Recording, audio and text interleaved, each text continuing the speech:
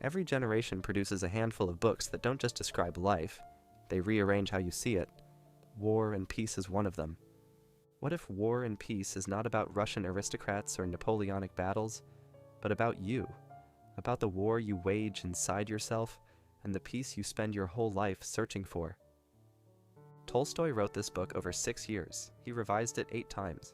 He was obsessed, not with history, not with politics, but with one burning question. How should a person live? That question never goes out of date. And today, we are going to answer it together. War and Peace. The name alone sounds like a punishment. Over 1,200 pages, more than 580 characters, set in early 19th century Russia during Napoleon's invasion. Most people assume it is a history textbook wrapped in expensive leather. They are completely wrong. Yes, the battles are real. Yes, the historical figures, Napoleon, Tsar Alexander, Kutuzov, are real. But Tolstoy was not interested in history as chronicle. He was interested in history as a mirror.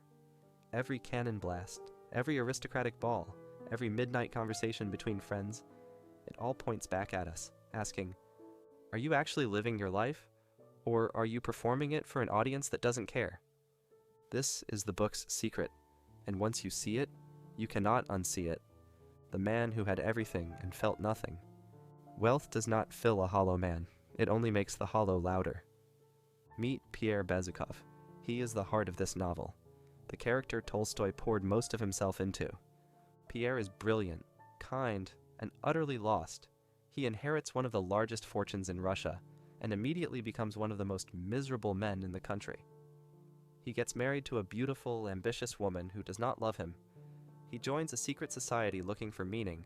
He drinks, he fights duels, he chases philosophy and status and the approval of powerful people. And every time he gets what he thinks he wants, he feels emptier than before. Tolstoy is diagnosing something ancient here, but he is describing it with surgical precision. We call it today arrival fallacy.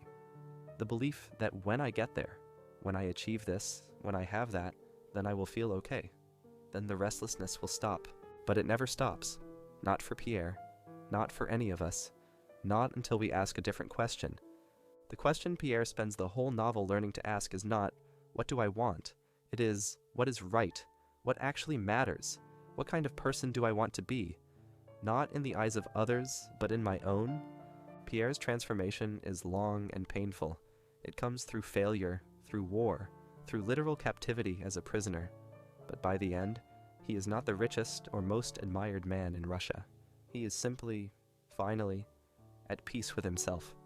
The lesson is external. Achievement is not the answer to an internal question. Napoleon, the danger of thinking, you control everything.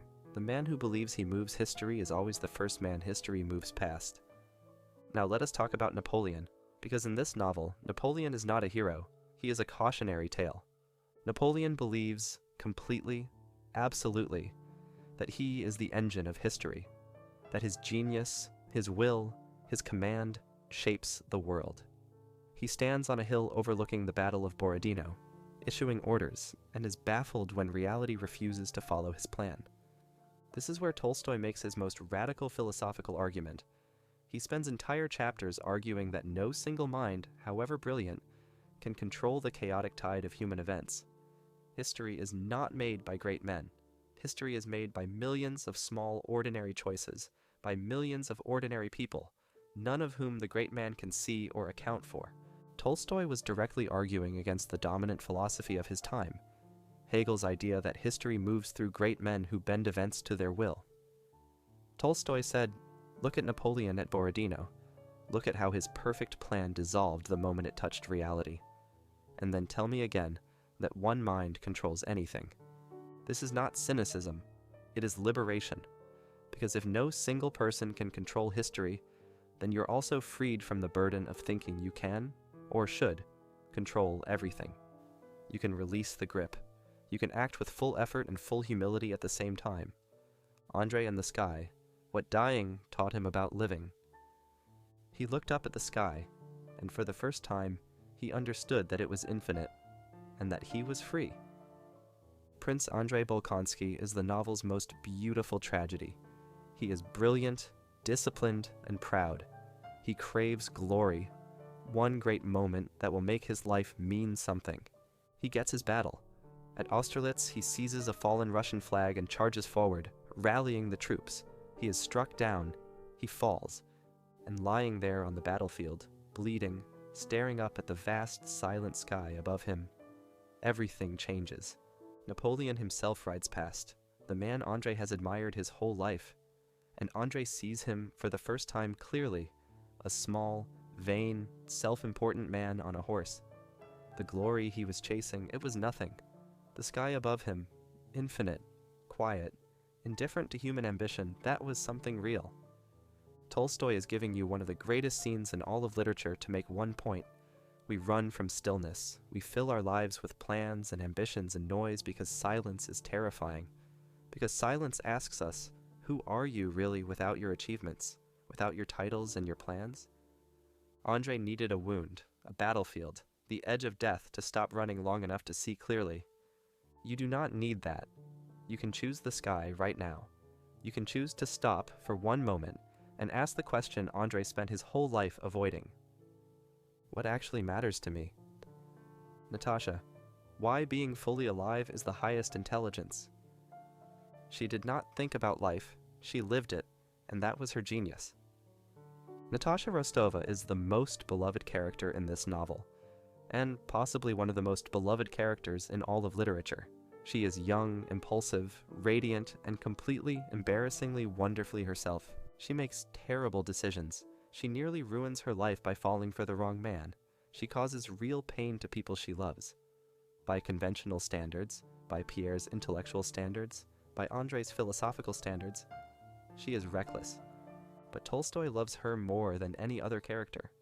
And he makes you love her too, because Natasha is not performing virtue. She is not calculating how to appear good. She is simply, fully present. In every room she enters, in every moment she inhabits, there is a scene that readers never forget. Natasha is at a country estate. She hears Russian folk music, peasant music, the kind an aristocrat like her was not supposed to love. And she begins to dance, spontaneously, unself-consciously. Every person in the room stops and stares, not because she is technically perfect, but because she is completely there, completely alive. Tolstoy's argument is this: the intellect alone cannot save you. Pierre thinks deeply about everything and is miserable for most of the book. Andrei analyzes everything and spends years in cold isolation. It is love, simple, embodied, unguarded love, that finally heals them both. And love cannot be intellectualized. It can only be felt. It can only be lived. The question Natasha poses to you is not, what do you think about your life? It is, are you actually in it? The radical idea that simple is enough. The most moral life is not the grandest, it is the most honest. Here is where Tolstoy becomes genuinely dangerous to the modern world. By the end of War and Peace, the heroes are not conquering anything. Pierre, once a wealthy, restless aristocrat, grasping at meaning through grand movements and secret societies, ends the novel as a husband, a father, a man of quiet local conviction. He has stopped trying to change the world and started to actually inhabit it. Tolstoy himself lived this. He gave away his estate. He made his own boots. He worked in the fields alongside his peasants. His contemporaries thought he had lost his mind. He believed he had finally found it. He was making an argument that cuts directly against everything our culture tells us, that greatness means scale, that a meaningful life means a large life, that to matter, you must be known. Tolstoy said, "The most heroic thing you can do is be genuinely present for the people in front of you, to love them honestly, to work with your hands, to tell the truth, to live without performance. Not because big ambitions are evil, but because they so often become substitutes for the harder, more intimate work of actually being alive with the people who are right there."